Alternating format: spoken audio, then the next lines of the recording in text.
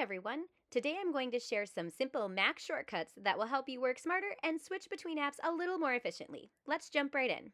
First, let's look at Command Tab.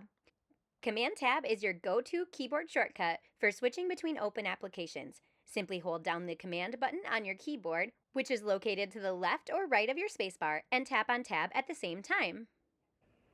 This will bring up a menu that will cycle through all of the different apps that you have open. You can press the Tab key until you've reached the app that you want to use, then release, and it will switch to that app. Next, if you're using Command Tab and you notice that you have some apps open that you no longer need, you can simply press on the Q key to quit out of the application. So for example, if I no longer needed to use ChatGPT, I could press my Q button and you can see that it's closed right out. And if you ever need to just hide an application for a little while, you can do that by pressing the H key while you're in the Command Tab menu.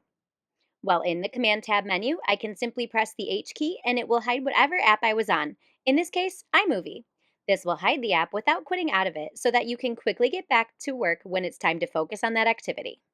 Next, let's look at switching between the windows or tabs in a specific app. In this case, I'll use Chrome. To switch between the open windows that I have in Chrome, I can hold down the Command key and the tilde. The tilde is the little squiggly hyphen that's located underneath the Escape key in the upper left-hand corner of your keyboard. When I hold down the Command and tilde key, you can see that it cycles through all of the windows that I have open in the Chrome browser. If I want to switch between the tabs that are open in one of those apps, I can also do that by holding down the Control key and the Tab key at the same time. You can see that I'm able to cycle through my tabs very quickly and efficiently, finding exactly what I need in seconds.